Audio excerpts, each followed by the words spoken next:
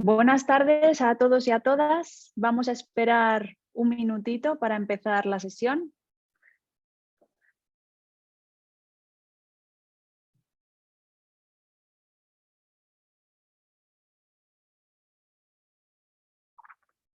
Estamos esperando a que la gente se incorpore en la sesión, las personas que han decidido acompañarnos en este ratito, que vamos a estar presentando las buenas prácticas.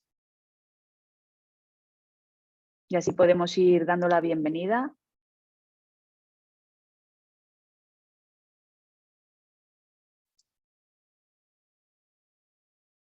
Muy bien, pues como os decía, buenas tardes a todos y a todas. Comenzamos las presentaciones de estos premios de buenas prácticas, dándoos la bienvenida y agradeciendo que paséis este tiempo con nosotras. Salud Mental España organiza acto de entrega de premios con la colaboración del Ministerio de Derechos Sociales y Agenda 2030 y la Fundación 11. En esta jornada, la Confederación va a reconocer las mejores buenas prácticas del movimiento asociativo. Se trata de proyectos con un impacto directo en la transformación social y enfocados a mejorar la calidad de vida de las personas con problemas de salud mental, sus familias y allegados. Si os parece, empezaremos esta sesión de tarde tan emocionante escuchando a Nel, presidente de la Confederación Salud Mental España, con unas palabras de bienvenida. Adelante, Nel.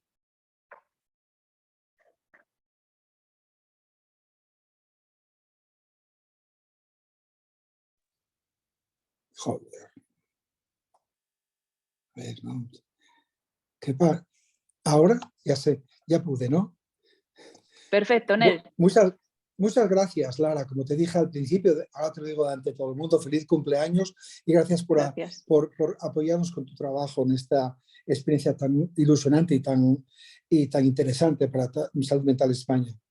Quiero dar la bienvenida a todos y a todas a este acto de entrega de los 5º premios de buenas prácticas de Salud Mental España. Gracias a todas las personas que hoy nos acompañáis de forma virtual y a quienes representáis a las entidades premiadas. Hoy queremos daros a vosotras todo el protagonismo porque gracias a vuestras iniciativas, esta tarde podemos reconocer y compartir el importante trabajo que realiza el movimiento asociativo. También quiero dar las gracias al Ministerio de Derechos Sociales y Agenda 2030 y a la Fundación 11, sin cuyo apoyo no sería posible realizar este encuentro. Esta es la 5ª edición de los premios de buenas prácticas que cada año la Confederación otorga a las mejores iniciativas del movimiento asociativo de Salud Mental España, que, como sabéis, esto para nosotros tiene que ver con el conocimiento, con la gestión del conocimiento. En este espacio queremos reconocer el excelente trabajo que realizáis, vuestro compromiso y vuestro esfuerzo para mejorar la calidad de vida de las personas con problemas de salud mental y su entorno. Cada año nos sorprende la originalidad, el empuje y el alcance de los proyectos que se presentan. En esta convocatoria han sido un total de 55 buenas prácticas. Quiero dar mi enhorabuena a todas ellas, porque la elección de las ganadoras no ha sido tarea sencilla. Como sabéis, la idea de reconocer las buenas prácticas surgió por primera vez en el año 2017 en el marco del 20 Congreso del Movimiento Asociativo celebrado en Ávila. El espacio que se creó entonces para compartir experiencias fue tan enriquecedor que al año siguiente, en el 2018, convocamos los primeros premios de buenas prácticas coincidiendo con el 35 aniversario de la Confederación. Desde entonces, cada año convocamos estos galardones no solo para poner en valor el trabajo de las entidades, sino para que entre todas compartamos conocimiento, como decía antes. Aprendemos mucho con las iniciativas que presentáis y creemos que el movimiento asociativo puede nutrirse de las ideas que se están desarrollando en otros territorios. Esto sin duda nos ayuda a crecer y a ampliar nuestro horizonte. Por esta razón, todas las buenas prácticas, hayan sido premiadas o no, están recogidas en la web de Buenas Prácticas con saludmental.org que os animo a consultar. Las iniciativas premiadas este año han sido elegidas por un jurado compuesto por profesionales del movimiento asociativo, personas voluntarias integrantes de órganos de gobierno, Comité Pro Salud Mental en Primera Persona y Red Estatal de Mujeres de Salud Mental España, Consejo Consultivo y equipo técnico de la Confederación. Las propuestas podían presentarse a 4 categorías. Tras la deliberación del jurado, las entidades ganadoras son las siguientes. Salud Mental La Palma, en la categoría de proceso de recuperación en las familias, por su programa de intervención psicosocial durante la erupción volcánica en Cumbre Vieja en la isla de La Palma. El objetivo de este proyecto es que las familias, menores y docentes puedan seguir desarrollando su labor educativa tras la erupción del volcán en Cumbre Vieja. Tuve la fortuna el pasado 10 de octubre de acompañar a Salud Mental La Palma en la celebración del Día Mundial, que lo hicimos en La Palma, y comprobar de primera mano este excelente trabajo, conocer a Maripaz, que luego la veremos aquí, y desde luego yo vine entusiasmado y sorprendido gratamente. También a SAENES, Salud Mental Sevilla, en la categoría de Salud Mental y Género, por su programa de jóvenes agentes para la prevención de la violencia de género de mujeres jóvenes con problemas de salud mental. Esta propuesta busca prevenir situaciones de violencia de género en mujeres jóvenes con problemas de salud mental, facilitando procesos de empoderamiento. ASIEM, Salud Mental Valencia, en la categoría de empleo por su iniciativa Así Emprendemos, itinerarios sociolaborales contra el estigma en salud mental. La meta es mejorar la calidad de vida de las personas con problemas de salud mental a través de la experiencia laboral y formativa. Y por último, Salud Mental Cieza y Comarca, AFEMCE, en la categoría de salud mental en la población infantil, adolescente y juvenil por su programa No te cortes, cuéntalo. El proyecto promociona el cuidado de la salud mental entre las y los estudiantes y les dota de herramientas y estrategias de autorregulación emocional como medida preventiva. Quiero dar mi más sincera enhorabuena a las 4 entidades premiadas y poner en valor, hay tantas cosas y tan difíciles de elegir. Sin más, vamos a compartir un rato con ellas para que puedan describir con detalle cada una de estas buenas prácticas. Muchas gracias a todos y un fuertísimo abrazo. Muchísimas gracias, Nel. Efectivamente, hemos tenido 55 buenas prácticas, 4 premiadas y vamos, como decía Nel, a compartir hoy conocimiento, que lo que queremos es también poder aportar ese conocimiento y que otras entidades también se sientan inspiradas y vean la posibilidad de replicar estas buenas prácticas. Entonces, si os parece, lo que vamos a hacer ahora es presentar a las personas representantes de las entidades que han desarrollado estas buenas prácticas, con las que podremos conversar un ratito sobre esa buena práctica en cada una de las categorías, como ha comentado Nel en la bienvenida inicial. Además, a las personas que nos estéis escuchando ahora mismo en directo, podéis ir haciendo preguntas sobre las buenas prácticas que recogerá el equipo de la Confederación y al finalizar la presentación de cada una de las buenas prácticas podremos elaborar esas preguntas. Además, como sabéis, esta entrega también está siendo grabada, con lo cual si alguien no ha podido estar en directo, pues tendrá la posibilidad, o puede estar solo un ratito, pues tendrá la posibilidad posteriormente de poderlo ver y estudiar en profundidad. Pues sin más, si os parece, voy a empezar con las presentaciones. Con la categoría empleo, como comentaba Nel, tenemos a SIEM Salud Mental Valencia, con el proyecto Así Emprendemos, itinerarios sociolaborales contra el estigma en salud mental. Y para recibir el premio tenemos a la presidenta de ASIEM, Victoria Aguilar, y el responsable técnico de ASIEM, Gonzalo Nielfa. Buenas tardes, Victoria, Gonzalo, ¿qué tal estáis?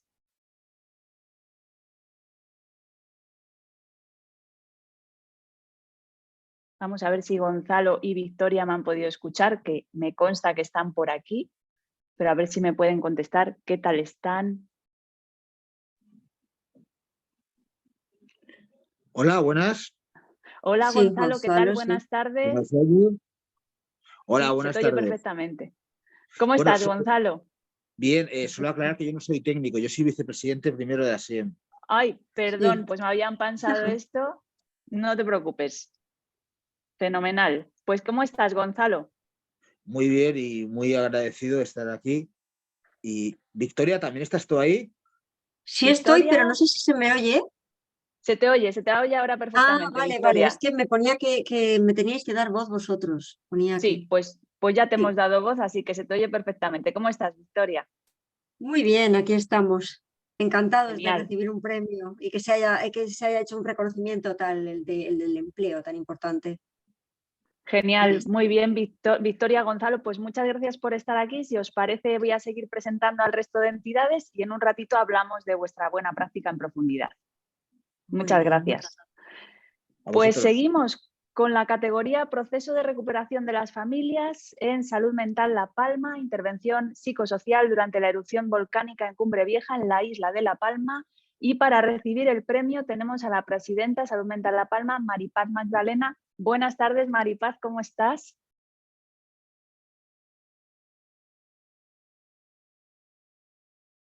Bueno, vamos a ver que estamos teniendo ahí un poquito de retardo, pero seguro que lo solucionamos. Y a ver si Maripaz nos puede saludar. Sí, hola, buenas tardes. Hola, buenas tardes, Maripaz, ¿cómo estás? Sí, muy bien. Buenas tardes a todos y muy agradecido. Genial. Pues perfecto, Maripaz. Si te parece, vamos a seguir presentando al resto de entidades y en un ratito hablamos en profundidad de la buena práctica que nos vais a presentar. Muchas gracias, Maripaz. Gracias. Genial, pues vamos con la categoría Salud Mental y Población Infanto-Juvenil, con la entidad AFENCE, con el programa No te cortes, cuéntalo. Y para recibir el premio tenemos a Pilar Orenes, que es técnica de AFENCE, y luego desde el órgano de gobierno nos acompaña Francisca Teruel. Buenas tardes, Pilar, Francisca, ¿cómo estáis? Muy bien, buenas tardes, muy contentas, se ven todo.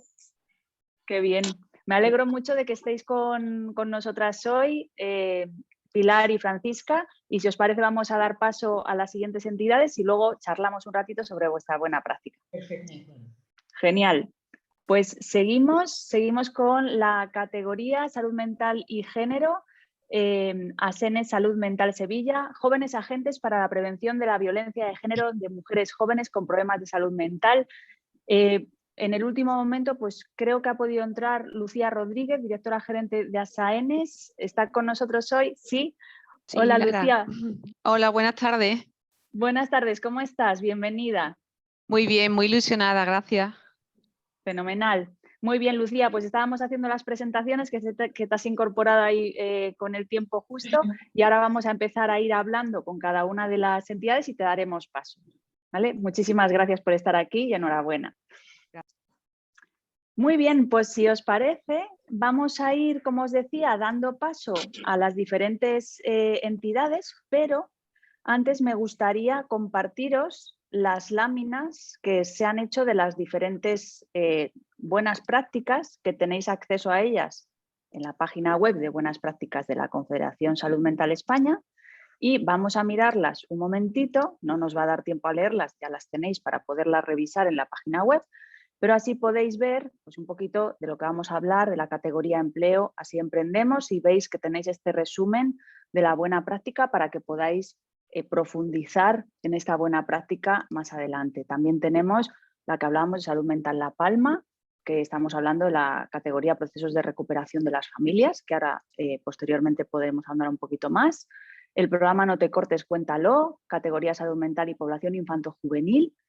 Y la última, categoría salud mental y género, jóvenes agentes para la prevención de la violencia de género de mujeres jóvenes con problemas de salud mental. Muy bien, pues vamos allá, vamos a continuar con las preguntas y con las diferentes entidades. Y vamos a empezar con la categoría empleo, con ASIEM, Salud Mental Valencia, Si emprendemos, itinerarios sociolaborales contra el estigma en salud mental. Pues volvemos a conectar con ASIEM, con Victoria y Gonzalo. Así que nos ponemos los micros por ahí, Victoria y Gonzalo, si os parece. Y me gustaría lo primero a Victoria y a Gonzalo preguntaros, o que si podéis nos hagáis un pequeño resumen para que las personas que nos escuchan pues que sepan en qué consiste esta buena práctica. Y luego ya os elaboro algunas preguntas para que podamos seguir charlando sobre esta buena práctica. ¿Os parece? Pues en principio ASIEM siempre ha apostado por la rehabilitación mediante la reinserción tanto laboral como social.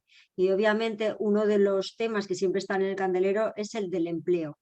Entonces, es verdad, hay un derecho al trabajo, pero si se excluye a personas con problemas de salud mental, algo se está vulnerando.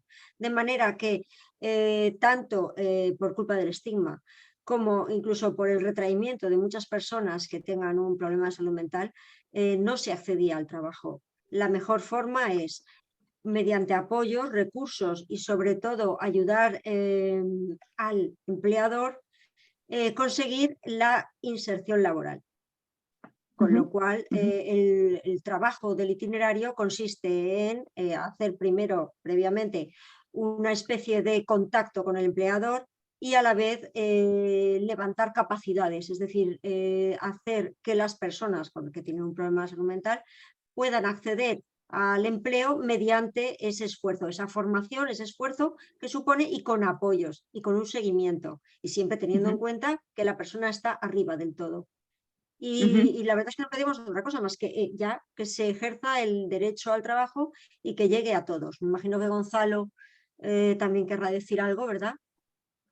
Sí, bueno, decir que esta iniciativa de acompañamiento mutuo pues empezó creo que con el proyecto Emilia y a nivel mundial hay iniciativas, también en el resto del estado hay iniciativas también a este respecto, pero digamos que primero hay que explicar que lo importante que es el tema del acompañamiento mutuo teniendo en cuenta la interdisciplinariedad necesaria para tratar la salud mental. Quitarnos de la cabeza la idea de un tratamiento meramente medicamentoso y tener en cuenta que hacen falta diferentes profesionales.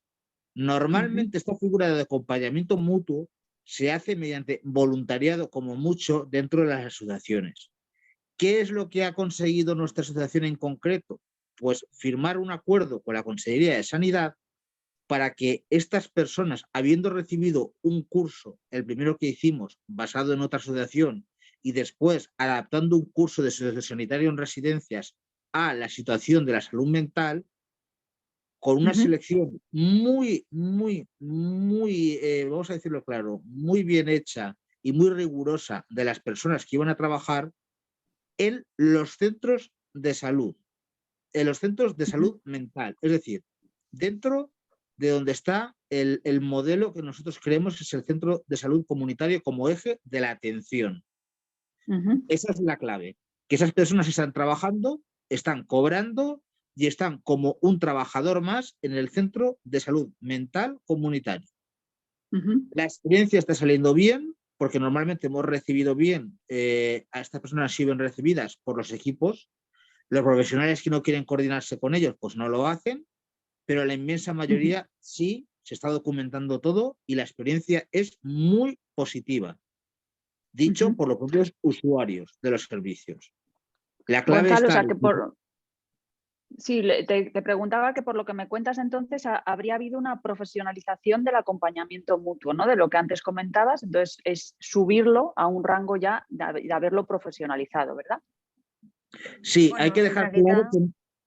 Sí, bueno, lo que Gonzalo está comentando es un proyecto que tenemos, que es el de técnicos de acompañamiento mutuo, que sí, es verdad, la intención sería profesionalizarlo, esto ya es cuestión ya del ministerio. De momento están como voluntariado dentro de las unidades de salud mental, pero realmente los proyectos de los itinerarios son para personas que buscan trabajo en ASIEM. Es otro tipo de trabajos y en general es una formación que se está haciendo con subvenciones de la Consellería de Igualdad y que primero hacen unos cursos a través de la Fundestab y sobre ciertas habilidades, tanto informática como de otro tipo, y entonces luego lo que se intenta es su incorporación al mercado laboral dentro de empresas. Entonces, digamos que Genial. hay esas dos vertientes.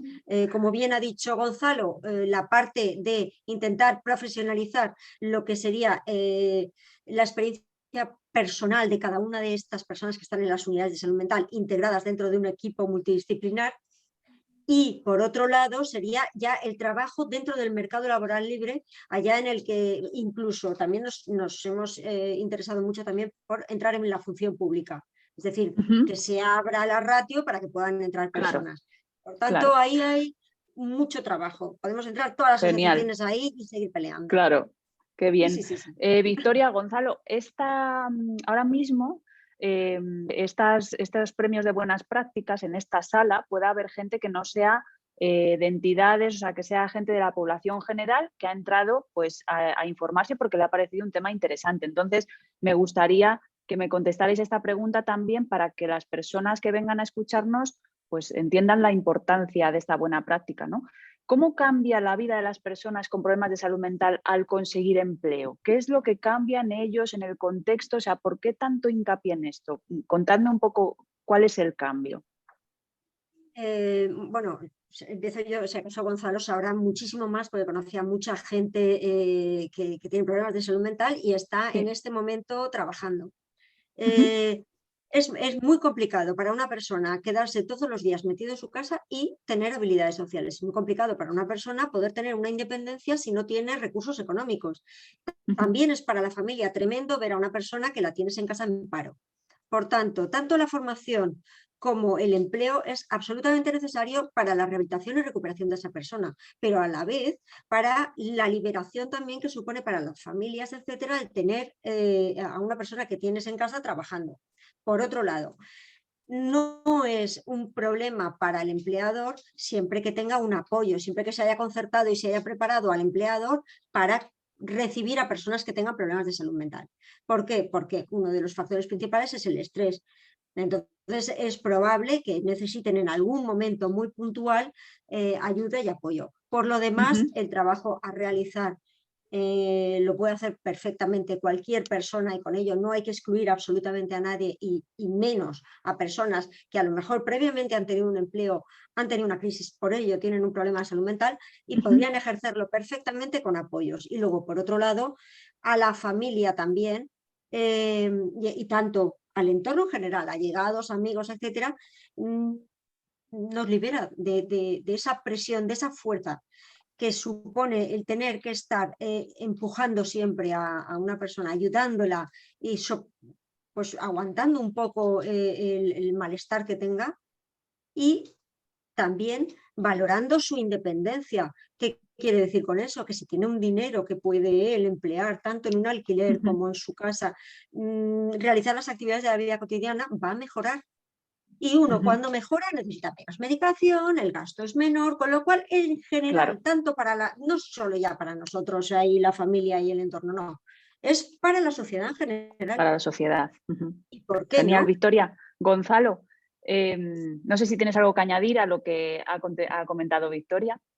Muy poco más. Hay que tener en cuenta que la inmensa mayoría de las personas con un trastorno mental grave no trabajan y como no han podido trabajar porque les ha empezado el problema de salud mental a la edad en la que uno empieza a trabajar, se encuentran con una pensión no contributiva si llegan al grado de discapacidad suficiente para cobrarla. Eso para empezar. Eso para empezar, pero es que luego para continuar hay que tener en cuenta que aunque cobres una pensión, es tan bajita que te ves reducido a tener una vida exclusivamente familiar, a vivir exclusivamente con la familia, no tienes apenas relaciones sociales, quizás solo con la familia, y con el paso de los años, a lo único que te ves abocado es acabar en un centro específico de personas con enfermedad mental, una residencia psiquiátrica.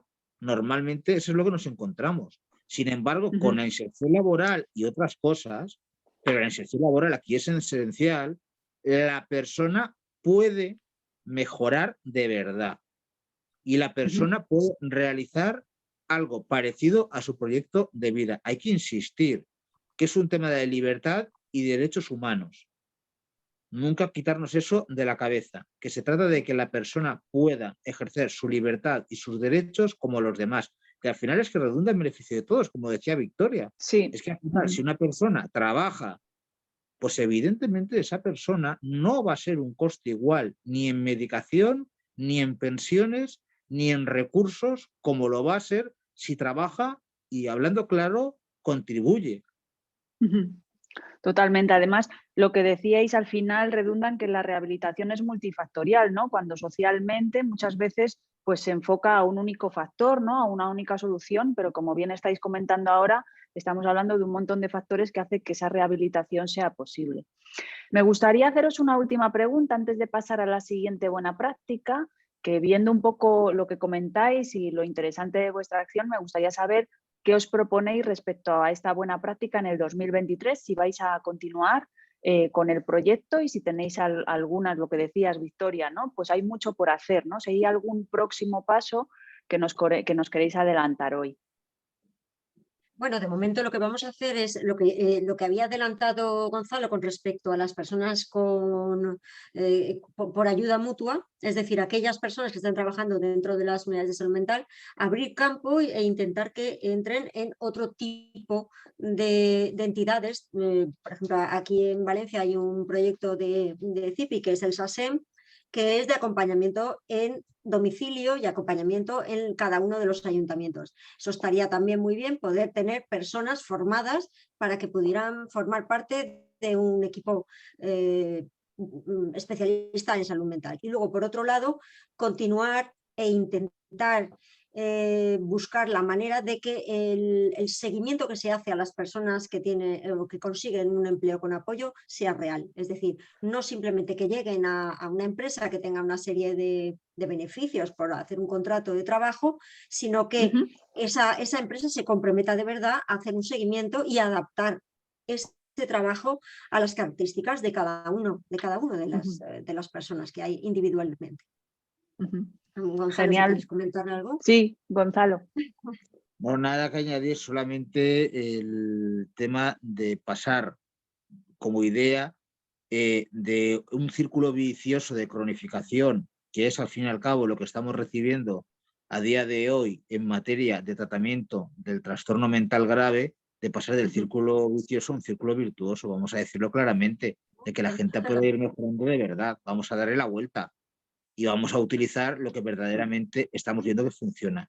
Y en ello es esencial la inserción laboral, sobre todo por una cuestión, porque muchas veces lo que sucede es que las personas se quedan aisladas y las personas no piden ayuda y tenemos que acercarnos a esas personas. Lo que decías del seguimiento y la atención de las personas es fundamental.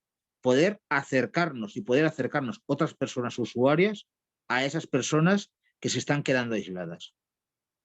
Totalmente. Muy bien, Gonzalo, Victoria, pues muchísimas gracias por todo lo que nos habéis comentado sobre la buena práctica, vuestras palabras inspiradoras también y vuestro debate sobre por qué el enfoque de ASIEM en esta buena práctica. Os deseamos que el año que viene sigáis empujando estas acciones y que tengáis muchos éxitos que repercutirá, como decís, en la sociedad en general. Así que muchas gracias. Vamos a pasar. Muchísimas gracias a vosotros por haber dado visibilidad a este esfuerzo. Muchísimas gracias. Genial. Gracias, Victoria y Gonzalo. Y seguimos, si os parece, con la siguiente. Después, si hay alguna pregunta para vosotros, para Victoria y para Gonzalo, pues volvemos a conectar. Muy bien. Bueno, pues con este...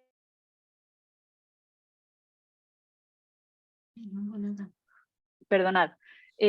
Con este buen sabor de boca que se nos ha quedado con esta buena práctica y con esta conversación que honestamente me cuesta muchísimo parar, ¿no? Porque son temas, como podéis ver, muy interesantes. Entonces, vamos a continuar con la siguiente buena práctica, como os decía, que es en la categoría Procesos de Recuperación de las Familias, Salud Mental La Palma.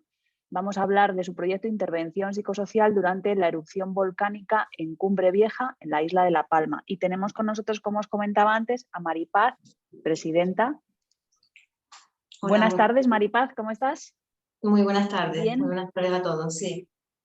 Genial. Bueno, pues te voy a pedir, como he pedido anteriormente a Siem, que nos hagas un pequeño resumen de en qué ha consistido esta buena práctica, Maripaz.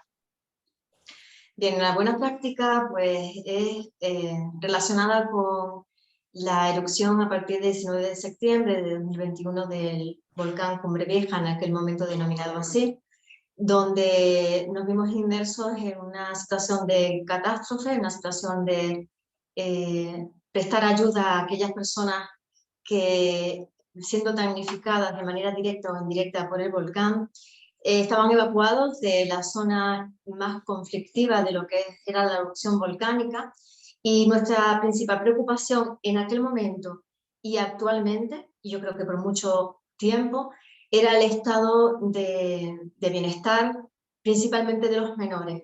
Unos menores que tuvieron que abandonar sus centros educativos, 3 de ellos fueron pulverizados por el volcán, desaparecieron con el impacto psicológico para familias, docentes y el propio alumnado. Y muchos de ellos también, un gran número de familias y de menores, no podían acudir al centro educativo pues porque las condiciones atmosféricas eran adversas y no se podía salir del entorno domiciliario, ¿no? La intervención consistió en un primer momento en localizar, porque casualmente el volcán erupcionó en la zona en la que llevamos trabajando 25 años, en las zonas donde están nuestros centros educativos donde trabajamos la prevención, era ubicar a aquellas familias con las cuales llevamos trabajando todo este tiempo, prestarles la ayuda no solamente emocional a través del equipo de psicólogos, poner en valor que en aquel momento y actualmente contamos con un profesional de la psicología que está acostumbrado a tratar a personas en otros contextos de catástrofe, como puede ser el Ecuador o otros lugares donde ha habido intervención en terremotos, por ejemplo, y prestarles el apoyo para que tuviesen el mayor bienestar o el menor impacto psicosocial de lo que aún vivimos. El impacto psicosocial significa cómo es el estado psicológico de la familia unido a una precariedad económica porque no cuentan con una vivienda, porque han perdido todo lo que tenían, y si es bien que el volcán no ha dejado pérdidas de vida humana, ha dejado pérdidas vitales importantes de una repercusión, una secuela psicológica que veremos en un futuro. Muchas gracias, Maripaz, por este resumen. Y justo la primera pregunta que te iba a hacer es también una pregunta como espectadora, ¿no? Porque elaborando el otro día las preguntas, yo veía que la situación que ha vivido La Palma se muestra muchas veces en las noticias como un desastre natural, que efectivamente lo es, y físico, como bien comentabas, de los lugares donde viven muchas personas, ¿no? Pero vuestra organización, y más incluso con lo que me has comentado ahora, ha decidido dar un paso más en la atención y aportar esa mirada desde la salud mental, ¿no? Porque comentabas antes, oye, no solo hemos dado ayuda emocional, que a mí ya me parece muy importante, ¿no? Sino que habéis hecho más cosas. Me gustaría saber cómo han recibido este apoyo el profesorado, las familias y el alumnado. ¿Qué os han contado, ¿no? ¿Cómo lo han recibido? Cuéntanos. Vamos a ver, el abordaje que se hizo para los centros que no contaban con infraestructura, esos menores fueron y siguen estando usando otras infraestructuras escolares, otros centros educativos, con lo cual el profesorado, que también hay que decir que el profesorado seguía con su función docente, pero en un estado de bienestar complicado porque habían perdido también propiedades, es decir, que también son damnificados. Nosotros no podemos hablar de un programa que ha empezado y ha finalizado, tenemos que hablar de un programa en el cual ya llevábamos trabajando mucho tiempo y tendremos que seguir trabajando mucho tiempo porque las familias con las cuales trabajamos todavía no tienen una solución al problema generado a partir del 19 de septiembre. Entonces, el enfoque, como tú bien comentas, es un enfoque con una triple vertiente. Primero, los docentes, para servir para ellos en el aula, o refuerzo educativo que estábamos desarrollando en nuestra sede social, que por suerte, a pesar de que teníamos también los inconvenientes de estar cerca de un volcán, pues no estaba en la zona de exclusión, no había sido evacuado. Podíamos proporcionar a los menores que sí habían sido evacuados ese refuerzo educativo para seguir el proceso de formación en nuestro centro, en nuestra sede social. Al mismo tiempo, propiciábamos que aquellos menores que estaban evacuados poderles llevar el material que nos daban los docentes para trabajar con ellos y que no, durante este tiempo no tuviesen esa precariedad a la hora de continuar en déficit con otros menores que estaban en otros lugares de la isla que sí continuaban su educación, claro, pero en el Valle de Aridane era imposible, ¿no? Y luego, como bien repito, poner en valor el trabajo de prevención para intentar atenuar lo que sabíamos que iba a ocurrir, ¿no? Que es lo que estamos viviendo en la actualidad, esa descompensación en todas las personas que de manera directa o indirecta se han visto afectadas por el volcán. ¿Cómo lo hicimos? Pues con el equipo de psicólogos, de pedagogos y trabajadores sociales que estaban muy en cuenta a la hora de atenderlo. De hecho, sí que quiero también poner en valor la sinergia que hubo con el Servicio Canario de Salud, que propició unas instalaciones para poder atender salud mental La Palma a través de los técnicos que estaban trabajando en ese momento con nosotros, la alta demanda de problemas de salud mental derivados de la situación del volcán. Claro. Y me gustaría que nos contaseis si podéis, pues me imagino que os habéis encontrado con dificultades para continuar y para implantar este proyecto, ¿no? ¿Y cómo los habéis ido solventando? O sea, ¿cuáles han sido vuestra manera de ir solventando algunas dificultades que os ibais encontrando? Ahora mismo me has hecho alusión, ¿no?, a algunas sinergias que habéis conseguido, ¿no? ¿Cómo ha sido este proceso, Maripaz? ¿Cómo habéis ido solventando las dificultades que ibais encontrando? Sí, mira, en cuanto al tema de las dificultades que encontramos, yo pienso que también se da la circunstancia de que la isla de La Palma estuvo en un momento donde abríamos y cerrábamos todos los telediarios a nivel mundial, ¿no? Entonces creo que el estar en los medios de comunicación, yo creo que también es un aprendizaje para todos y todas, el cómo es importante estar en los medios hablando de la salud mental.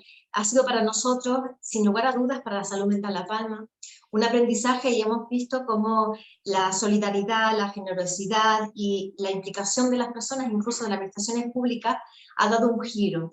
Hablar de salud mental en la isla de La Palma ahora es habitual. Hablar de salud mental en la isla de La Palma, ya veníamos de la pandemia, pero bueno, el volcán ha puesto en el punto de mira, en el foco de atención, la salud mental. Entonces yo pienso que todos los problemas que han ido surgiendo a la hora de reivindicar los servicios que hemos puesto en marcha, se han puesto y se han consolidado a través de lo que tú hablas, de esa sinergia, ¿no? Se han conseguido poner de acuerdo a entidades privadas, entidades públicas. No podemos decir que estamos carentes de recursos, ahora mismo no estamos carentes de recursos para atender a la ingente demanda de población con problemas de salud mental. Ahora, hablar de otros recursos, por supuesto que sí, pero hablar de salud mental en la isla de La Palma a través de las intervenciones que hemos desarrollado, y para eso los medios de comunicación han sido de vital importancia, ahora más que nunca es más sencillo. Muy bien, Maripaz. Y justo de esto que me estabas comentando, me gustaría saber, porque decíais que realmente, o lo que habéis hecho también ha sido prepararos para esta situación, ¿no? O sea, que vosotros sabíais que estaba sucediendo una situación en ese momento que tenía unas determinadas características, pero que posteriormente iba a haber una determinada problemática relacionada con la salud mental, ¿no? Cuando ya, digamos, nos aceptamos la situación que estamos viviendo, pues surgen una serie de demandas a nivel de salud mental. Entonces me gustaría preguntaros cuáles son los retos que prevéis un poco para este nuevo año y qué planes tenéis, ¿no?, para continuar este proyecto. Sí, el proyecto que ya se venía ejecutando, pero con unas connotaciones distintas, se va a desarrollar en el 2023, por supuesto que sí. De hecho, esos centros educativos siguen en las mismas condiciones que estaban hace un año, es decir, no ha habido tiempo ni ha habido movimiento para poder generar un nuevo recurso que vuelva a ser ese centro educativo donde estaban viviendo las familias docentes y alumnado, con lo cual estas familias, este alumnado, muchos de ellos también siguen estando evacuados, porque tenemos que aprovechar cualquier momento que tengamos intervención y decir que el volcán no ha frenado, el volcán y las consecuencias del volcán siguen todavía, quizás más en sangre viva que hace un año. ¿Por qué?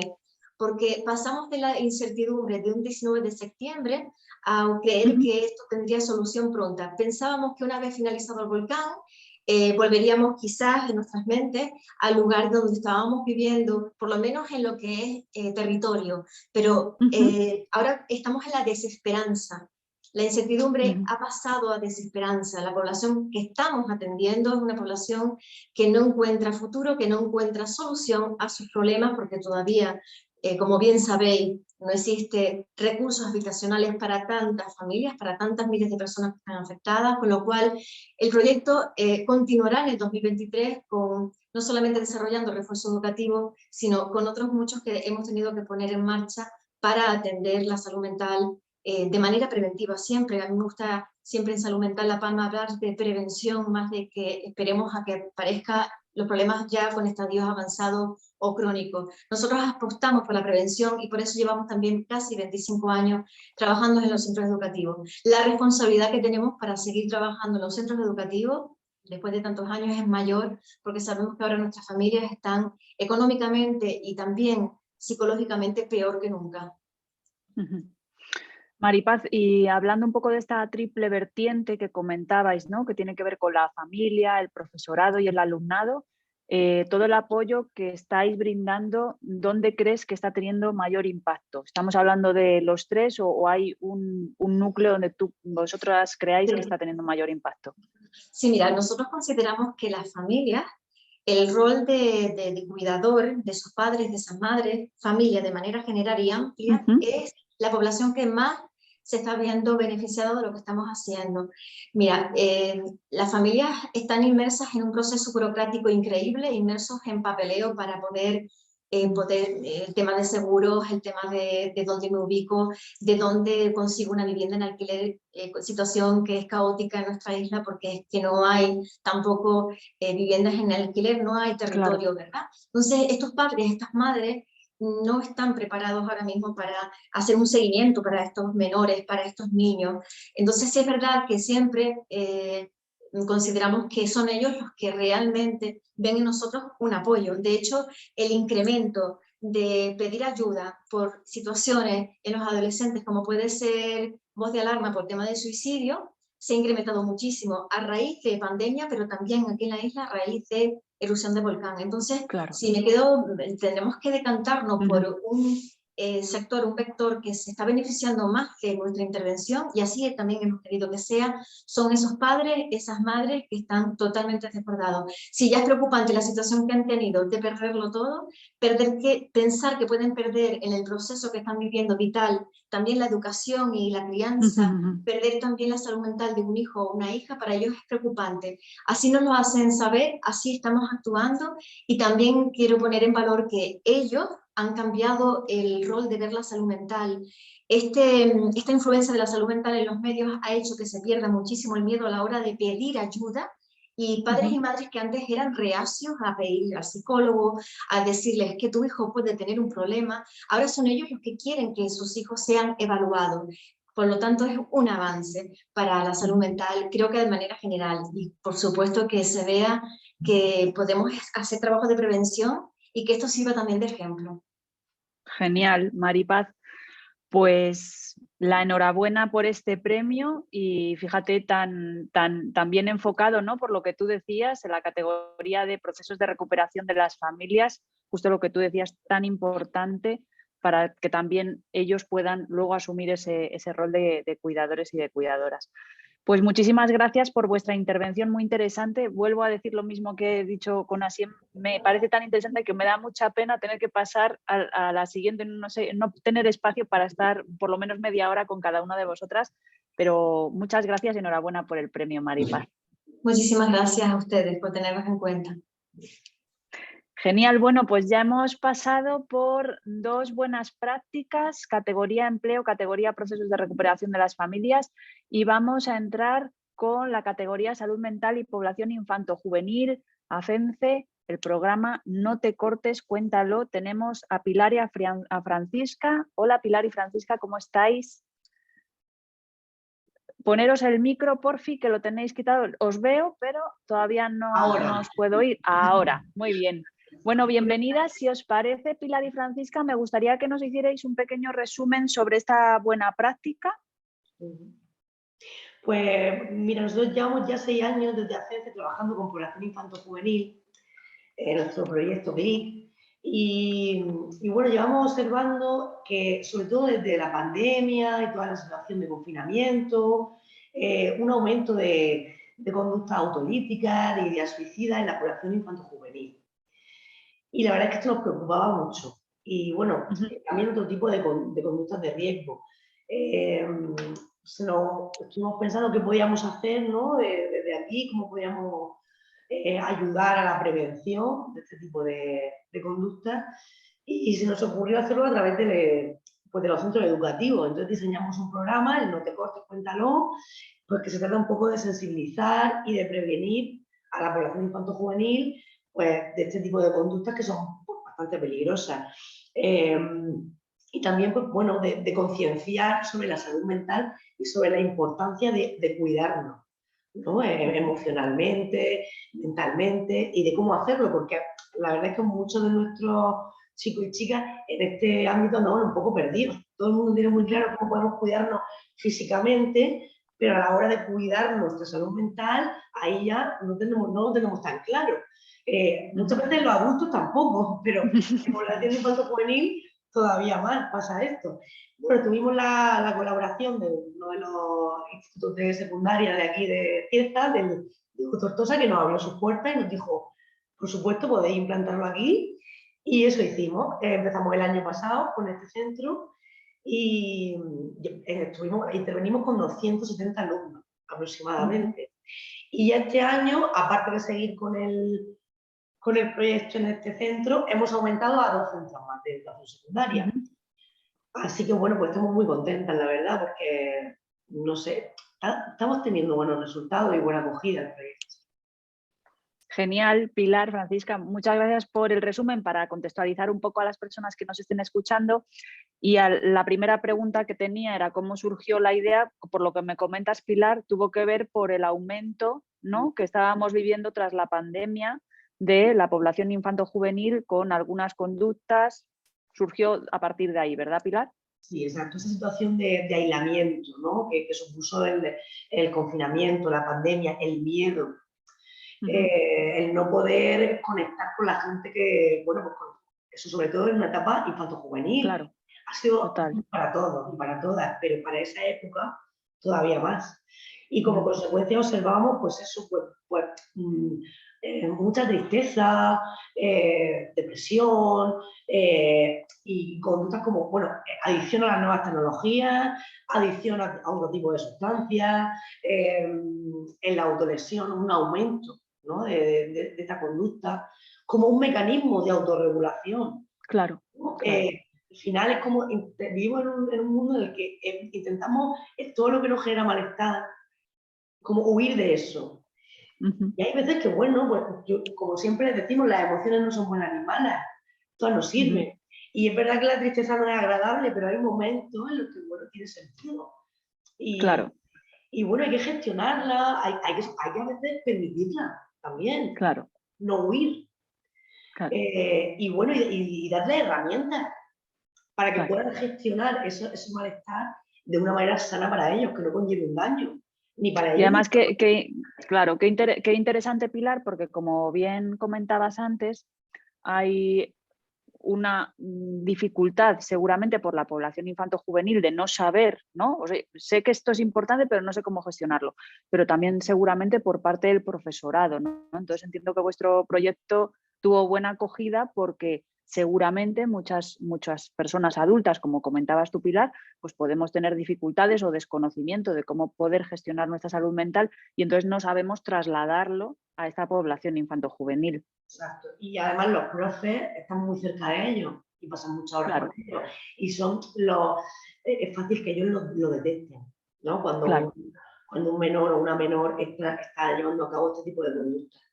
Claro, y también hay que dar, entiendo, Pilar, que creo que lo habéis hecho en vuestro proyecto, mecanismos a los profesores y a las profesoras para que detecten esto, ¿no? Porque en ocasiones puede estar oculto, pero si tienen determinadas conductas a las que tienen que estar pendientes, no entiendo que es más fácil para el profesorado. Claro, y saber cómo actuar, ¿no? Porque, vale, estoy detectando que uno de mis alumnos o alumnas está haciendo eso. ¿Qué hago? ¿Cómo lo abordo? ¿No? Claro. Muchas veces ellos también, ¿no?, te recurren a ti para eso, ¿no? De ¿qué hacemos con esto? Claro. ¿Cómo actuamos? Y parte del proyecto va también a la formación del profesorado y a dotarlos de herramientas que ellos puedan usar en el aula con sus alumnos. Claro. Y de hecho, hemos elaborado una guía docente para que, bueno, nosotros vamos un día y hacemos nuestros talleres de una sesión solamente, pero después en la hora de tutoría, pues el tutor o la tutora puede seguir trabajando estos temas con ellos y además es muy fácil de replicar lo que hemos hecho. O sea, cualquier persona, ¿no?, con una formación y que entienda lo que está haciendo, podría replicarlo en otra asociación o en cualquier instituto, en cualquier centro educativo. Sí, además, yo cuando estaba leyendo vuestra buena práctica y me estaba informando, pensaba pues, que en ocasiones podría ser difícil para personas adolescentes que hablen de algunos temas que pueden ser tabús para ellos, ¿no? Entonces, me preguntaba cómo conseguíais pues, detectar y acompañar a personas jóvenes con conductas o bien autolíticas o ideas suicidas, o sea, cómo hacíais que las personas en estas edades pudieran hablar de esos temas, ¿no?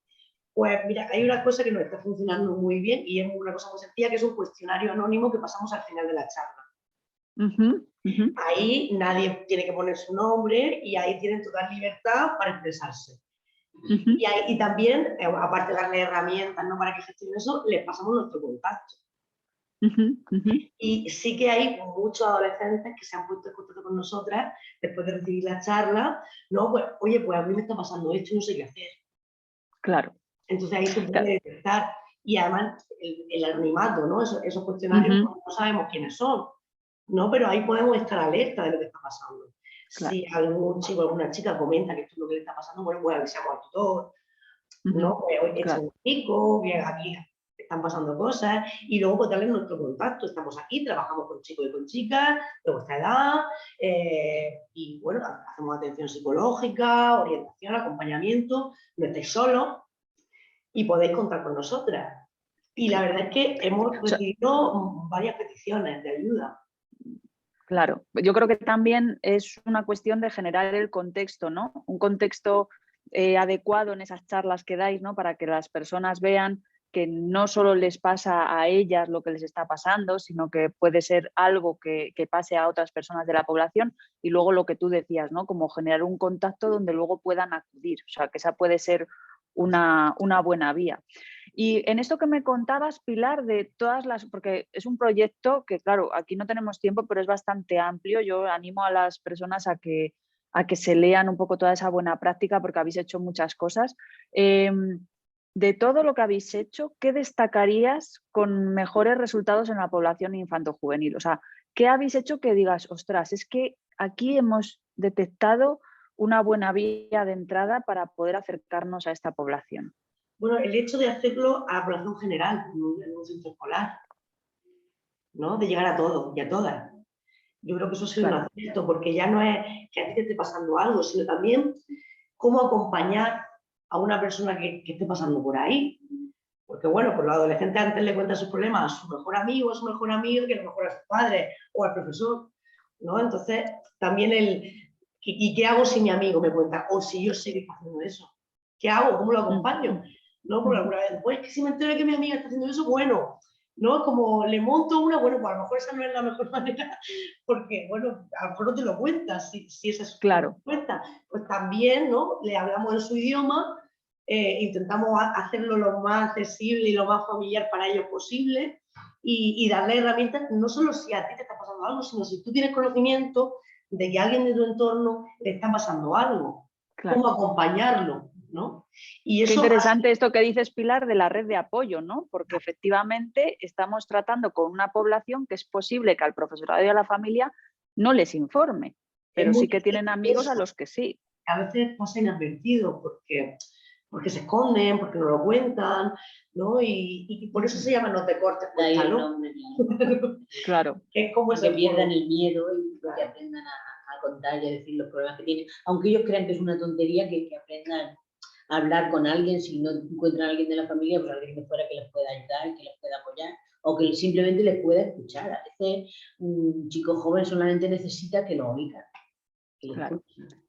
Y además el título me parece súper sugerente y muy enfocado al tema que queréis tratar, y también con el hashtag, ¿no? O sea, que también está lo que decías, ¿no?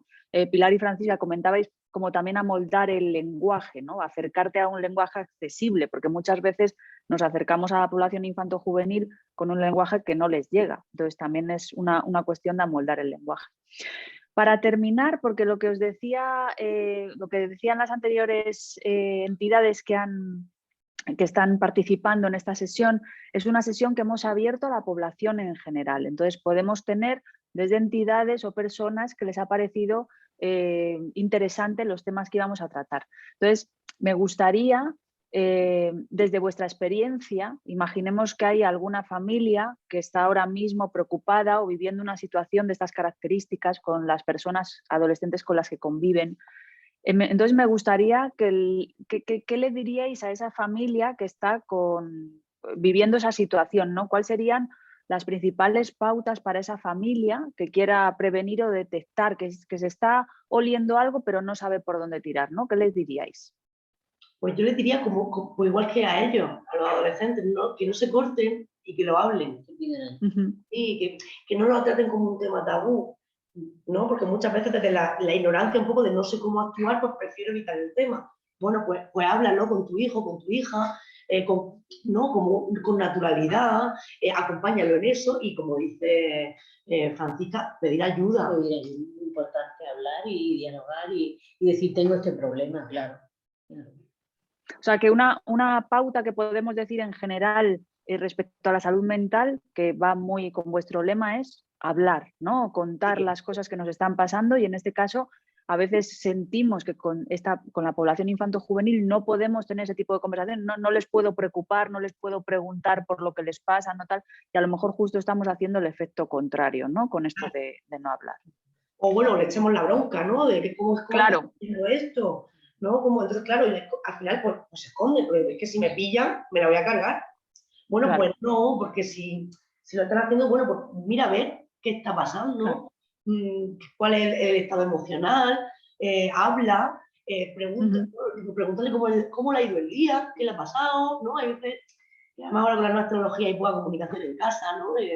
Y bueno, pues eso es una buena manera de prevenir. Saber en qué está tu hijo, tu hija, qué le está pasando, qué está pensando, qué está sintiendo. Un poco así, con naturalidad. Escribiendo de Genial. ejemplo, ¿no? Empezar a hablar, claro. ¿Cómo me siento yo? Ay, pues hoy he tenido un mal día, no pasa nada. Todo el mundo tiene un mal día. Hoy me siento más triste. Hoy me he enfadado. Bueno, pues así es la vida y a veces tener un modelo, ¿no? Es difícil hablar de lo que siento cuando nadie lo hace, ¿no? Totalmente. Pues Pilar, Francisca, yo también quiero dar un consejo a estas familias, si se encuentran en esta situación, que puedan contactar con entidades como la vuestra para también pedir ayuda, consejo, ver por dónde pueden tirar, ¿no? Y también agradeceros muchísimo la labor que estáis haciendo con estas personas, con esta población tan importante para la sociedad. Daros las gracias y daros la enhorabuena por este premio tan merecido. Gracias a vosotros. Y si tenemos aquí a nuestros chicos y nuestras chicas de Infanto que os quieren dar las gracias por el premio, así que aunque no se pueden ver, bueno, porque algunos son menores de edad, pues os lo van a agradecer. Así que chicos, chicas, cuando queráis. Muchas gracias por el premio. Nosotros no nos cortamos, nos damos. Gracias. Muy bien.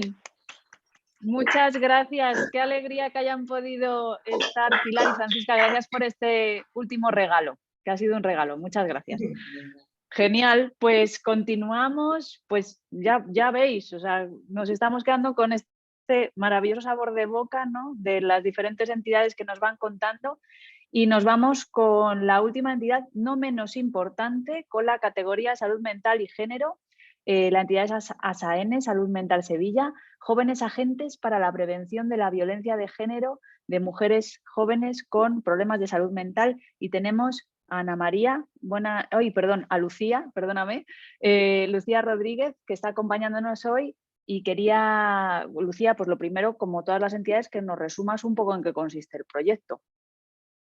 Hola, buenas tardes a todas y todos.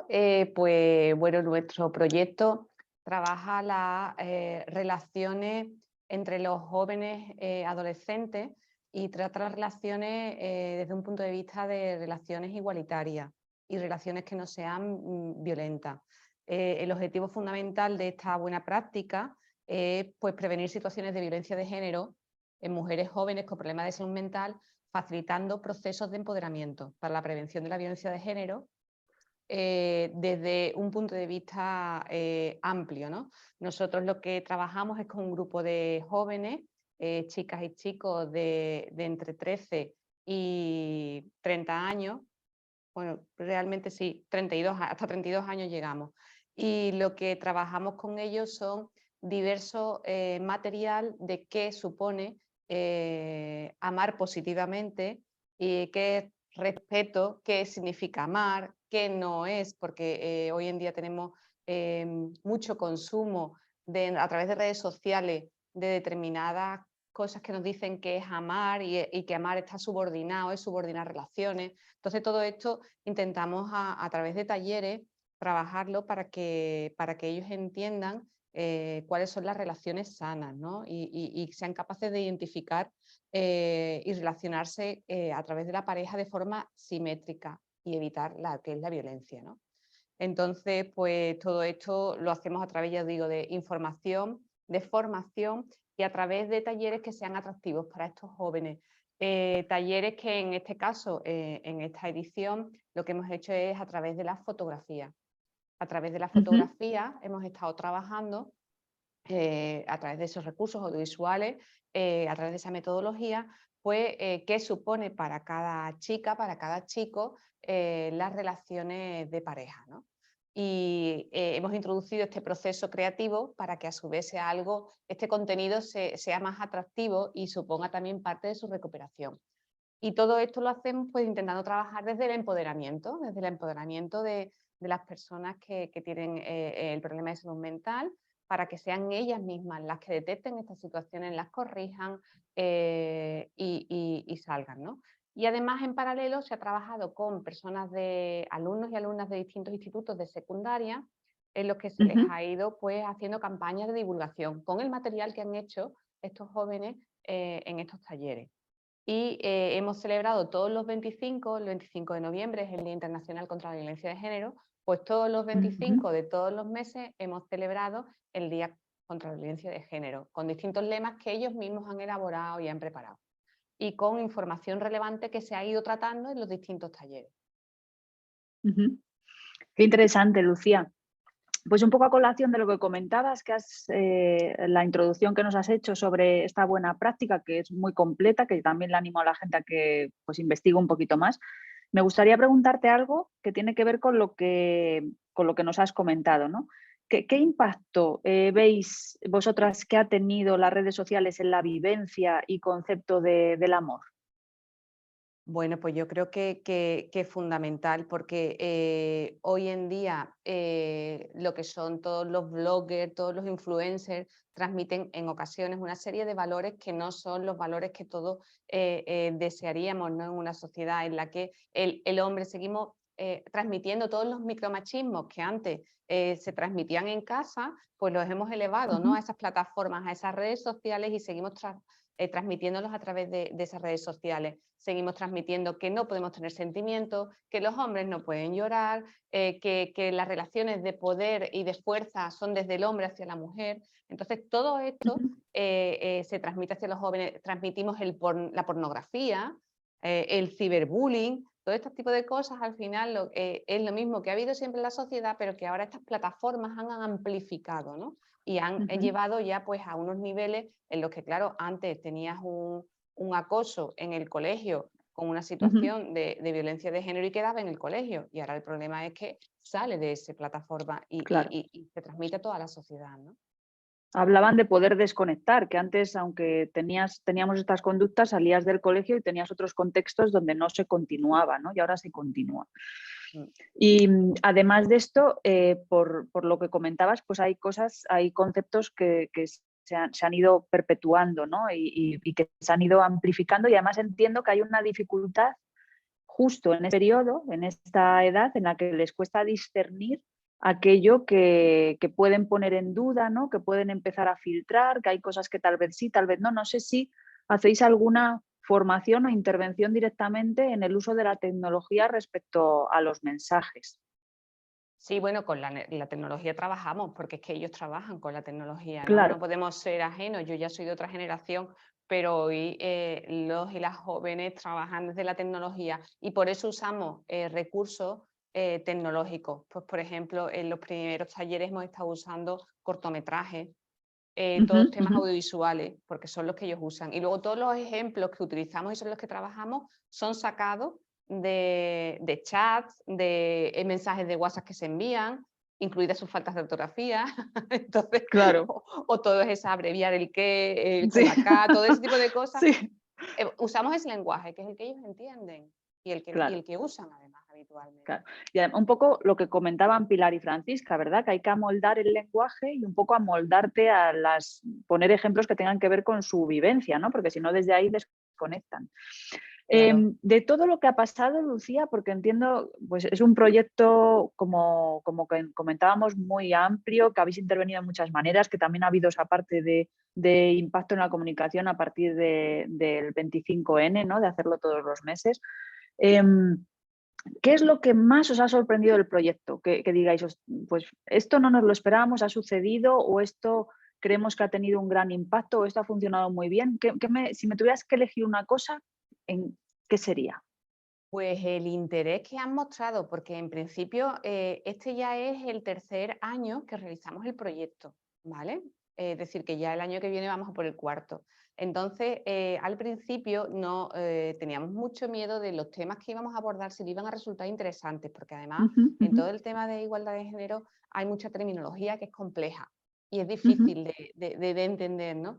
Entonces ahí teníamos mucho miedo, pero el interés que han mostrado en profundizar y abordar distintos temas es lo que más nos ha sorprendido, porque ellos mismos nos han ido proponiendo qué temas querían tratar. De hecho, el tema que vamos a tratar el año que viene es la sexualidad, ¿no? Pero antes, previamente, hemos tratado lo que es la masculinidad, hemos tratado lo que es la violencia, porque lo más bonito de este proyecto, desde mi punto de vista, es que este proyecto surge de otra buena práctica de otra entidad, que en este caso fue la Federación del País Vasco, nuestra federación de FEDEAFE, que lanza un estudio muy interesante en el que, bueno, pone el foco en que 3 de cada 4 mujeres que tienen un problema de salud mental han sufrido violencia de género en el entorno de la familia o en el entorno más próximo, ¿no? Y que además el 80% de las personas que tienen un problema de salud mental han sufrido violencia de género. Entonces, esto nos hace reflexionar, esto lo sacan en 2017, un estudio que ellos muy interesante que ellos hacen, y esto nos hace reflexionar, porque justamente en ese momento, en el 2018, ASAENS estaba implementando el primer plan de igualdad de oportunidades de la entidad. Y con estas cifras y con el abordaje del primer plan de igualdad, empezamos a descubrir cómo se trabaja poco en estas cuestiones en en el ámbito de la discapacidad y de la salud mental. Por tanto, porque al final a las mujeres que tienen un problema de salud mental se nos infantiliza, se nos convierte en seres asexuados, inactivos, incapaces, no reproductivos, en fin, una serie de cosas que vamos a ir uniendo y que vamos dándonos cuenta del nivel que tienen y de la importancia, porque, claro, es tremenda esa violencia, ¿no? Y entonces, pues a través de ahí fuimos trabajando y ya os digo que ya iríamos el año que viene por el cuarto proyecto. Genial. Y Lucía, en ese cuarto proyecto que nos contabas, que por petición, ¿no? Que los temas han ido saliendo también a partir de las personas que participaban, ¿no? Hablabas que el año que viene vais a tocar el tema de la sexualidad, pero ¿los próximos pasos serán esos o replicaréis cosas que ya han funcionado y además añadiréis el tema de la sexualidad? ¿Cómo lo vais a organizar? Bueno, pues siempre hacemos, al menos este proyecto, que además tengo que decir que lo estamos desarrollando gracias a la financiación del Ayuntamiento de Sevilla, del Servicio del Área de Igualdad, consta de 3 patas siempre, ¿vale? Tenemos una pata de información que va dirigida a toda la sociedad y fundamentalmente a los jóvenes y al profesorado. Otra parte que es de formación, que va dirigido a un colectivo de 105 jóvenes que están en nuestros clubes. Nosotros tenemos clubes de ocio y tiempo libre en los que trabajamos hábitos de vida saludables, dentro de espacios normalizados, en ámbitos comunitarios, trabajamos a través del deporte, a través del ocio y hemos introducido esta línea de trabajo. Entonces ya en todos nuestros proyectos y en concreto en el de jóvenes hemos introducido esta línea de trabajo con talleres de formación. ¿Vale? Y luego además tenemos la otra línea que es la de sensibilización. A través de fundamentalmente trabajamos pues, con las redes sociales, TikTok, bueno, y todo lo que es Instagram y todas estas nuevas tecnologías, ¿no? Genial, Lucía. Pues como a todas las personas que habéis participado hoy, te doy la enhorabuena por esta buena práctica tan interesante y tan amplia, ¿no?, que seguís haciéndola crecer. Y te agradezco mucho que hayas podido pasar este ratito con nosotros. Sí que te pido no os desconectéis aún porque tenemos preguntas del público que vamos a intentar hacerlas. Voy a hacer algunas preguntas más o menos hasta I-25 para que luego podamos cerrar el evento, y tengo bastantes, así que si me permitís voy a ir, que he estado atenta a todo lo que me habéis contado y ahora de repente tengo aquí un montón de preguntas que haceros. Entonces voy a empezar, si os parece, por Así Emprendemos, para el proyecto de Gonzalo y Victoria, que están como representantes de esta entidad. Y os voy lanzando la pregunta, Gonzalo y Victoria. Así directamente, no me las he leído yo previamente ni nada, así que vamos a ver qué nos preguntan las personas que nos han estado escuchando. ¿Habéis pensado para las siguientes etapas de este proyecto incluir la figura de asistencia personal como una salida profesional?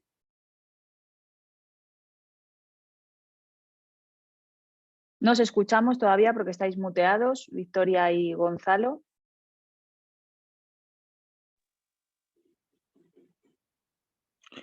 Es que hasta que no me da Ahora. permiso el anfitrión, Sí. no sale el audio. Tardamos un poquito, Pues, no os preocupéis.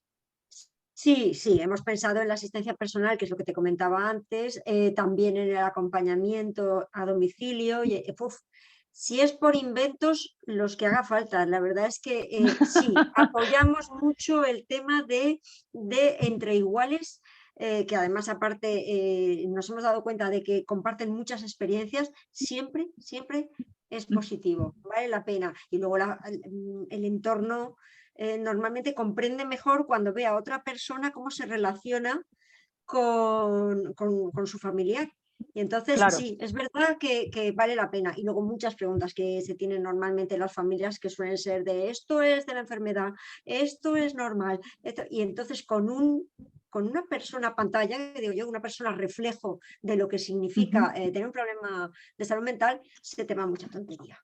Vale la pena. Y por eso la asistencia personal es fundamental. El acompañamiento entre iguales es quizá de las figuras solo en salud mental más rehabilitadoras que hay. Gonzalo, si quieres comentar tú algo. Solo decir que el área de inserción laboral está recopilando toda la información para poder demostrar con datos lo importante que es ese tipo de acompañamiento mutuo. Claro, esto es muy interesante lo que comenta Gonzalo, ¿no? Que estamos en el mundo del dato y a veces pues es importante recoger esa información para poder mostrarla. Muy bien, muchas gracias a los dos, Victoria y Gonzalo. Voy con la siguiente pregunta, que es para Salud Mental La Palma. Versa un poco, Maripaz, sobre el tema que ya hemos hablado, ¿no? Del impacto que ha tenido la salud mental en las personas en La Palma en general y los menores en particular, pero comentan si estas posibles consecuencias se han mantenido en el tiempo, que hemos hablado un poquito, pero si se han mantenido, han empeorado, o sea, en qué punto están estas consecuencias que ha tenido este evento. Bien, cuando hablamos de consecuencias, es que estamos viviéndolas ahora. Tenemos que contextualizar que hace 2 días se celebraba la paralización de la erupción del volcán. No podemos hablar de consecuencias, o no podíamos hablar de consecuencias hasta ahora. Ahora, cuando ya celebramos que hace un año que se ha parado, podemos decir que tendremos que vivir las consecuencias psicológicas de lo vivido. Creo que anteriormente tuvimos la oportunidad de hablar de un primer episodio o estadio donde lo que tenían las familias y los afectados damnificados era incertidumbre. Era la primera vez que vivíamos una experiencia como la que hemos vivido, no sabíamos el tiempo que iba a durar, no sabíamos la repercusión que iba a tener en nuestras vidas y era incertidumbre. Ahora estamos en un estadio de desesperanza, buscando solución a los problemas. Entonces, hablar de consecuencias de problemas de salud mental tendremos que verlas a partir de ahora, ¿verdad? Claro. Y ahora son muchísimos los casos de personas que tienen insomnio, de personas que no quieren salir de su casa, de personas que están tratadas con depresión por lo vivido, por la desesperanza de haber perdido absolutamente todo. Y vuelvo, repito, no son pérdidas de vida humanas, pero son pérdidas vitales donde se ha perdido todo por lo que se ha luchado, y hay que entender también un poco la dinámica de vida del canario y del palmero también, ¿no? El territorio nuestro es un territorio donde las casas son de autoconstrucción y la gente vive en contacto con la naturaleza. Ese choque de pérdida de lo que forma parte de nuestra naturaleza, quizás no se ha entendido desde fuera, porque es verdad que muchísimas veces nos han dicho, pero bueno, una casa se consigue en otra parte, ¿no? No es cuestión de casa, es cuestión, vuelvo y repito, de esa pérdida vital y desesperanza que se está viviendo ahora más que nunca, porque las ayudas no están llegando, porque las casas no se están reconstruyendo y porque el territorio sigue estando evacuado y el territorio todavía pues, es inhóspito. De hecho, todavía el volcán no se sabe si puede volver a erupcionar. Genial, Maripaz. Efectivamente hemos tenido una conversación sobre ese paso de la incertidumbre a la desesperanza. Es muy interesante esto que cuentas porque creo que contextualiza mucho la situación, ¿no? La vivencia del palmero, de cómo vivís, ¿no? Y entonces eso cómo afecta estas consecuencias, y pues es el seguir trabajando, ir viendo esas consecuencias cómo se van desarrollando, ¿no? O sea, que vamos a tener que seguir acompañando a las personas de La Palma durante el tiempo que sea necesario hasta que pues esto requiera otro tipo de acompañamiento. Sí, porque vamos a ver, nosotros que estamos tan acostumbrados a trabajar en salud mental, aspectos como lo que se nombra mucho, porque está de moda hablar de resiliencia, ¿verdad? De resiliencia, otros conceptos muy muchos de plan de la psicología. Mira, nosotros lo que necesitamos es que la resiliencia vaya unida a una correcta gestión para que las personas tengan un futuro. Hablar de resiliencia y de bienestar emocional a quien lo ha perdido todo es lo que el palmero, la gente de aquí, no puede llevar bien. Entonces nosotros también somos portavoces de esta incertidumbre, de esta inquietud que tienen ellos, de que se entienda que está muy bien hablar de que hay que estar bien psicológicamente, pero para eso hay que armar a las familias de herramientas que puedan tener un futuro, que puedan tener un hogar, para poder hablar también de que pueden tener calidad de vida y volver a tener resiliencia y volver a tener salud mental. De momento la situación aquí no es la que nosotros pensábamos que íbamos a tener, pero por eso nos gusta tener oportunidades de hablar y lanzar el mensaje de que la salud mental no es solamente cuando existe un problema crónico, sino que la salud mental hay que cuidarla para que no llegue ese problema crónico. Claro. Un poco en la línea de lo que hablaban Gonzalo y Victoria cuando hablaban de la importancia del empleo, ¿no? Para generar un proyecto de vida, pues esto tiene que ver también con la importancia de un lugar donde vivir, vinculado, ¿no? Y un lugar donde vinculado. vivir, eso es.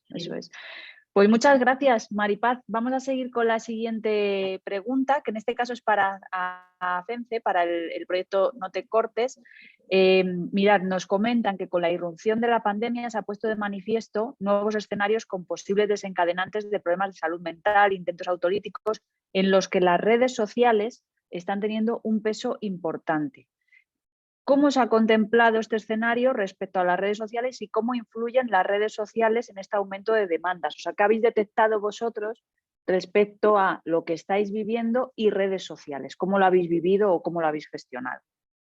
Sí, como te decía, hay un aumento de adicción a las nuevas tecnologías. Claro, durante una época en la que no teníamos otra manera de no acceder al mundo exterior que a través del móvil o del ordenador, y ahora sí que lo estamos observando. Y también es verdad que tiene que ver, o sea, nosotros ponemos ejemplos de decir, bueno, es que el móvil es una manera de evadirte también de la realidad. Las drogas, a través de la sexualidad, la alimentación también. De hecho, hemos observado también un aumento de los TCA y va muy ligado al tema de las redes sociales, Instagram, ¿no? Esas figuras que aparecen perfectas, con los que los adolescentes que están en periodo de construir su identidad, pues se están comparando con esos modelos irreales. También hay una cosa que hemos observado que es curiosa, que son jóvenes que se han acostumbrado a enfrentar el mundo con mascarilla y ahora no se la pueden quitar. Claro. Vale, o sea que tenemos ahí una influencia muy grande a través de las redes sociales de la comparación, del mecanismo de comparación que tenemos, ¿no? Y eso influye directamente en la imagen y también en esta parte de la mascarilla, que yo había escuchado, pero no sabía que era así. O sea, que efectivamente seguimos teniendo a personas adolescentes que les está costando, ¿no? Ese cambio. Sí, que ya la llevan en momentos que son innecesarios, totalmente. Claro. Y además no es como un método de protección, ni ante el COVID, Claro. ni ante cualquier virus, sino como un escudo, un escondite ante Claro. la sociedad, ¿no? Que no me vean, ¿no? Sí. Eso ha sido curioso porque puedes encontrar a muchos críos y crías con mascarilla cuando hemos dejado de ponernosla, es como, anda, encantada de conocerte, ya por fin te veo la cara, Claro. ¿no? Claro. Pero hay muchos y muchos de ellos que no han sido capaces todavía de dar ese paso. Claro. O sea, que aquí sigue siendo importante, en lo que comentábamos de las redes sociales, que la pregunta que nos hacían iba orientada por ahí, como bien decíais, el tema de la información sobre cómo funcionan las redes sociales, ¿no? Que son conductas también que nos ayudan como a compensar y que en ocasiones pues las utilizamos para evadirnos, ¿no? Entonces creo que desde aquí también esa información es importante, el trabajo que vosotras hacéis, ¿verdad, Pilar? Exacto, y aquí en el proyecto de Infanto Juvenil, bueno, nosotros tenemos muchas actividades, talleres, y uno de ellos, que se llama Conectado, lo hemos iniciado precisamente hablando del tema de las redes sociales. No solo es decir, hay muchas maneras de usar las redes sociales de una manera sana, ¿no? Porque, bueno, nos dan una fuente de información, nos conectan con personas que a lo mejor no tenemos cerca o no tenemos accesibles. Hay muchas cosas que se pueden hacer con las redes sociales, pero es como todo esto se puede hacer y con todo esto hay que llevar un poco de cuidado. Claro. ¿No? Información, ya ellos deciden, ¿no? Cuando la usan y cómo la usan, pero que tengan la información para que puedan hacerlo de una manera sana. Claro, del impacto que puede tener. Genial, Pilar y Francisca, muchas gracias. Voy a seguir a ver si me da tiempo a hacer 2 preguntas más muy interesantes y con eso cerramos. Lucía, me preguntan por aquí, para la entidad Asaenes, ¿cómo de difícil es trabajar con adolescentes que en sus casas tienen referentes de violencia machista? Esta pregunta es para Lucía Rodríguez.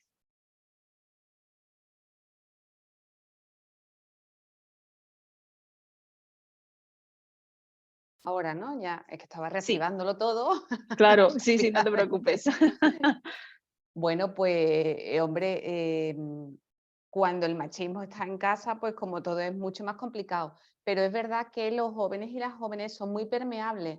Entonces, en cuanto ellos llegan a entender y consiguen identificar cuál es la conducta que está sucediendo, es ellos son esponjas y enseguida asumen ese tipo de situaciones y el tema es que las identifiquen, porque el problema sobre todo, y además, más que con los padres, porque a esas edades no quieren muchas cosas con los padres, es con la red suya de iguales. Entonces, claro. El grupo donde ellos se mueven, porque son personas que han iniciado un proceso de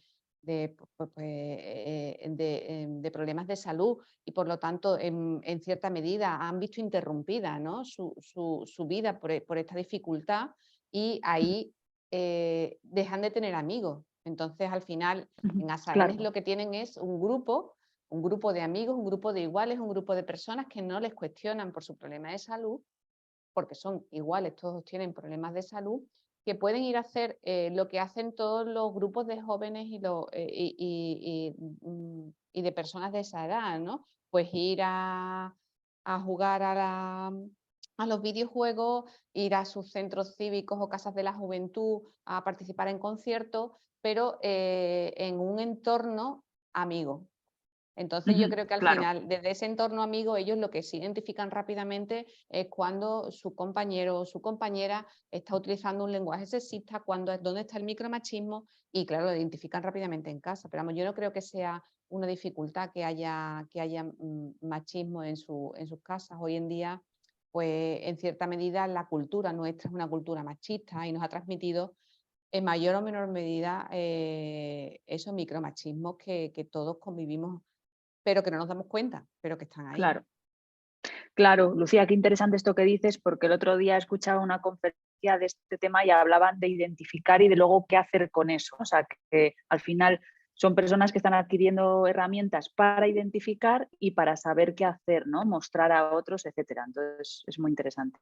Claro, y además no enfoque. caer ellos en ese ciclo, en ese Claro. círculo vicioso, porque si yo me aparto, yo entiendo que mi media naranja, no voy a buscar ese amor romántico, que eso es mentira, que no es el amor romántico de esa media naranja, ¿no? Que nos dicen todas estas películas de Hollywood, de yo voy a encontrar mi media naranja. No, perdonad, la media naranja nada, todos somos una naranja entera. Sí, sí, no sí. somos media. A partir de ahí encontraremos alguna Eso relación estupenda o no. Claro, genial. Lucía, muchísimas gracias.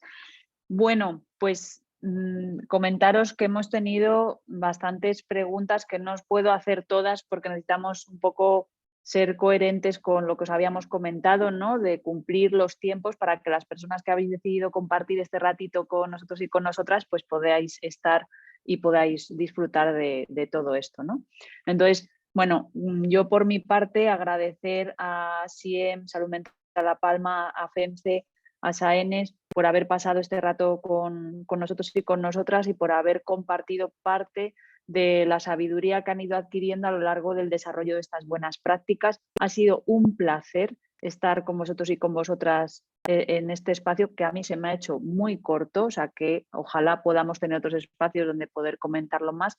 Y si os parece, doy paso y pie a Nel para que cierre este evento que hemos tenido el placer de compartir esta horita y media y con eso nos vamos. Nel, te dejo ahí a los mandos. Muchas gracias, Lara. Acabas de decirlo tú. Es un placer, pero sobre todo es una inmensa satisfacción comprobar cómo este movimiento asociativo, y hubo 55 buenas prácticas y una media sostenida en los años y tendremos cientos de experiencias igual de positivas que demuestra la capacidad de adaptación, de transformación social y de entrega a la construcción de un mundo diferente y más esperanzador de nuestro movimiento. Dar las gracias a Salud Mental La Palma, de verdad, de todo corazón, porque es una experiencia inédita, y a SAENES lo mismo. Me gusta los planteamientos. Después sabemos que las buenas prácticas o las experiencias tienen un límite porque están desarrollados en unos territorios pequeños, en unas partes pequeñas del territorio. Así en Salud Mental Valencia, con la experiencia de empleo, me parece absolutamente espectacular. Y Salud Mental Cieza y Comarca con el No Te Cortes, otra maravilla de experiencia. Y no solamente me gustaría, aparte de daros encarecidamente las gracias a todos y a ti, Lara, también por conducir con tanta sabiduría esta entrega de premios. ¿Os dais cuenta cómo se desarrolló hoy?